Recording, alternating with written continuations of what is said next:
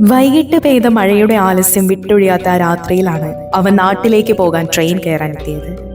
ഏകദേശം വിജനമായ പ്ലാറ്റ്ഫോമിൽ കുറച്ചു നേരം കാത്തു നിന്നപ്പോൾ ട്രെയിൻ വന്നു. കമ്പാർട്ട്മെന്റ് ഏകദേശം ശൂന്യമാണ്. ഒരിടം നോക്കി അവൻ ഇരുന്നു. കയ്യിൽ കരുതിയിരുന്ന പുസ്തകം വായിക്കാൻ ആരംഭിച്ചു. പെട്ടെന്ന് അടുത്ത കമ്പാർട്ട്മെന്റിൽ നിന്ന് ഒരു മധ്യവയസ്കനായ മനുഷ്യൻ അവിടേക്ക് വരുന്നത് അവൻ ശ്രദ്ധിച്ചു. എവിടെയെന്നറിയില്ല, പക്ഷെ എവിടെയോ വെച്ച് അയാളെ കണ്ട് നല്ല പരിചയമുണ്ടെന്ന് അവന് തോന്നി. അയാൾ നേരെ അവന് മുന്നിലായിരുന്നു. അയാൾ അവനെ തന്നെ തുറിച്ചു നോക്കിക്കൊണ്ടിരുന്നത് അവനൊരു അസ്വസ്ഥത ഉണ്ടാക്കി. നിങ്ങൾക്ക് എന്തെങ്കിലും പറയാനുണ്ടോ? അവൻ ചോദിച്ചു. മറ്റൊരു മണി ചെയിൻ ക്യാൻവാസിംഗ് എങ്ങാനുമാണേൽ ഇപ്പോഴേ ഒഴിവാക്കാലോ എന്ന ഉദ്ദേശത്തിലാണ് ആ ചോദ്യം അവൻ ചോദിച്ചത്. പക്ഷെ അയാൾ ശാന്തനായി ഒന്ന് നെടുവീർപ്പിന് ശേഷം സംസാരിക്കാൻ തുടങ്ങി.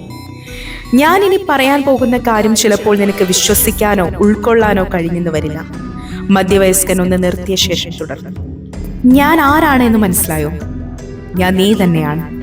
30 വർഷം കഴിഞ്ഞുള്ള നീ, ഫ്രം ഫ്യൂച്ചർ.